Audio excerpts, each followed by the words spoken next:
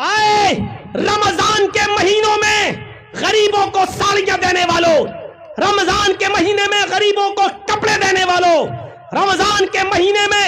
چادریں دینے والوں، صدقہ و خیرات کرنے والوں، اس غریب کی مدد کرتے وقت ویڈیو بنانے والوں، ان کے فوٹو کھینچ کے واٹس ایپ گروپ پہ ڈالنے والوں اور یہ دکھانے والوں کہ میں نے آج اتنے غریبوں کی مدد کی ہے، تم اللہ کے عرش کے سائے میں جگہ نہیں پاؤ گے، اس لیے کہ تم نے اپنے صدقے و خیرات کی نمائش کی ہے، تم نے اس غریب کو بھی ذلیل کیا ہے، تم نے اس غریب کو بھی رسوا کیا ہے۔ یہ کون سا صدقہ ہے کہ آپ غریب کی مدد کر رہے ہیں؟ اور ایک بیچاری ایک عورت اپنے بچے کو لے کر آئی ہے، دودھ پی رہا ہے اس کا بچہ، اور اس کے ساتھ فوٹو، اس کو تیل دے رہے ہو، چاول دے رہے ہو، گیہوں دے رہے ہو، شربت روح افزا کی بوتل دے رہے ہو، اور اس کا فوٹو بھی کھینچ کے واٹس ایپ پہ ڈال رہے ہو کہ میں نے آج 10 غریب عورتوں کی مدد کی، آج میں نے 20 غریب عورتوں کی مدد کی ہے۔ تم نے اس عورت کو بھی ذلیل کر دیا، جبکہ صدقہ و خیرات کا تو یہ حکم تھا کہ تم داہنے ہاتھ سے دو تو بائیں ہاتھ کو بھی خبر نہ ہو، یعنی اس عورت کی اور اس آدمی کی بھی عزت داؤں پہ نہ لگے،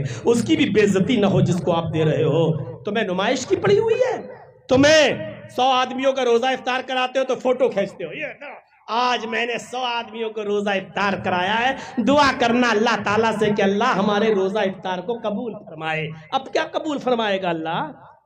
تو نے پہلے ہی اس کی نمائش کر دی ہے، تیرے اندر کا اخلاص پہلے مر چکا ہے۔ رجل تصدق بصدقۃ فاخفاها حتى لا تعلم شماله ما تنفق يمينه۔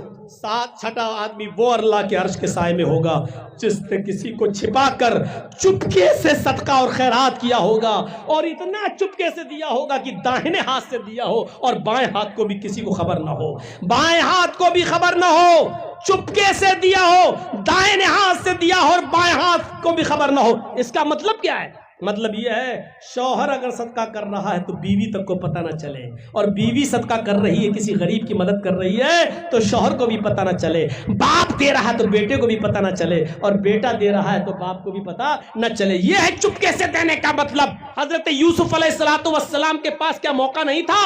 بادشاہ مصر کی بیوی نے پورا موقع دیا تھا، یہ دروازہ بھی بند، وہ دروازہ بھی بند، یہ دروازہ بھی بند، ایک دروازہ نہیں، غلقت الابواب، کئی دروازے تھے، سارے دروازے بند کر کے کہنے لگی ہائی تلک، آئے یوسف آؤ میرے پاس۔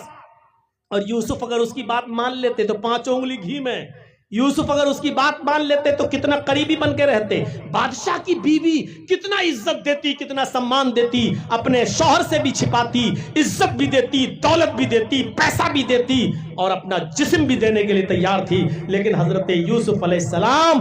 بچے رہے اور یہی کہتے رہے قال معاذ اللہ، اللہ کی پناہ، اللہ کی پناہ، اللہ سے ڈرتے رہے اور اس عورت کے قریب نہیں گئے۔ تو میرے بھائیوں، زنا سے بچنے والوں کے بہت سے واقعات ہیں۔ تو رجل